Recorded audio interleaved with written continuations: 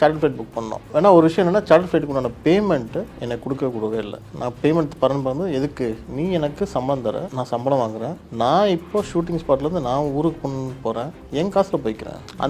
அது வந்து போனதும் சரி, திருப்பி வந்ததும் சரி, அவர் வந்து அவரோட காசில் சார்ட்டர் ஃப்ளைட் புக் பண்ணி போயிட்டு வந்தார். இது வந்து மற்றவங்களாம் யாரும் செய்வாங்கன்னு எனக்கு தெரில.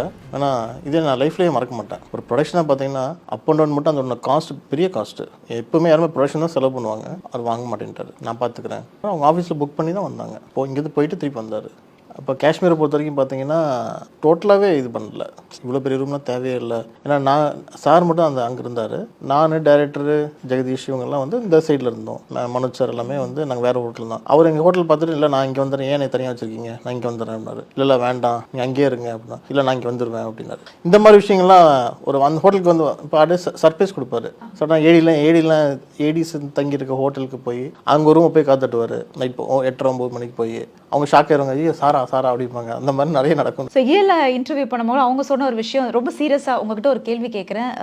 விஜய் என்கிட்ட அந்த கேள்வி கேட்டாங்க, நாங்கள் சொல்லுமா அப்படின்னு, ஏரியாவுக்கு ஆப்போசிட் இறங்கியான்னு அவர் சொல்லியிருக்காரு. ஸோ இந்த மாதிரிலாம் செட்டில் நிறைய விஷயம் பண்ணியிருக்காரு அப்படின்னு நிறைய பேர் சொல்லியிருந்தாங்க. So how is E with you and other people and Lokesh இவங்கெல்லாம் உட்காந்தாங்கன்னா என்ன நடக்கும்? நீங்கள் சார் வந்து நீங்கள் ஒரு பெரிய ஆர்டிஸ்ட் மாதிரியே இல்லை, அவர் டவுன் டு எர்த் தான்.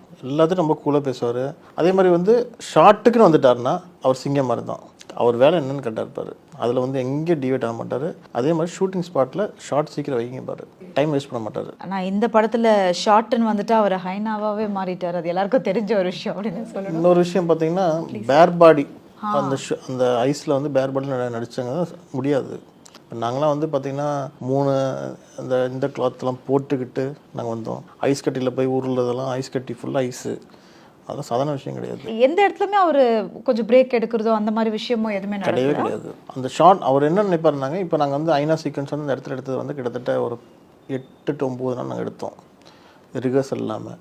அந்த 9 நாளில் ஒரு நாள் கம்மி பண்ண முடியுமான்னு பார்ப்பாரு. அதுக்கோசரம் வந்து இல்லை முடியல அப்படின்னு சொல்லிலாம் போக மாட்டார். நான் இப்போ வந்து அந்த டைம் வரைக்கும் இன்னும் எக்ஸ்டெண்ட் பண்ணிட்டோம்னா நம்ம வந்து ஒரு நாள் எக்ஸ்ட்ரா கம்மியாகுமா அப்படின்னு தான் நினைப்பார்.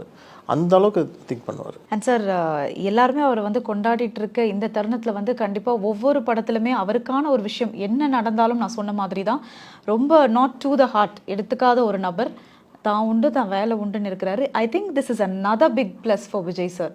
அதனால தான் இன்னைக்கு இவ்வளோ பெரிய சக்ஸஸில் இருக்காருன்னு நீங்கள் நினைக்கிறீங்களா? கண்டிப்பாங்க. இப்போது நான் முன்னாடி சொன்ன மாதிரி தான், நான் கோர்ட்டுக்கு போன விஷயம் கூட அவருக்கு தெரியாது. அதே மாதிரி அவரை பொறுத்த வரைக்கும் ஒரு வேலை முடிஞ்சால், ஷூட்டிங் முடிஞ்சால் அவர் பாட்டுக்கு அடுத்து போயிடுவார். நம்ம வேலை நம்ம கரெக்டாக செஞ்சிட்டோம்னா அவர் இது டிஸ்டர்ப் பண்ண மாட்டார். ஃபஸ்ட்டு அவரை பொறுத்த வரைக்கும் அவர் வேலை என்ன முடிச்சு கொடுத்துட்டு போயிட்டே இருப்பார்.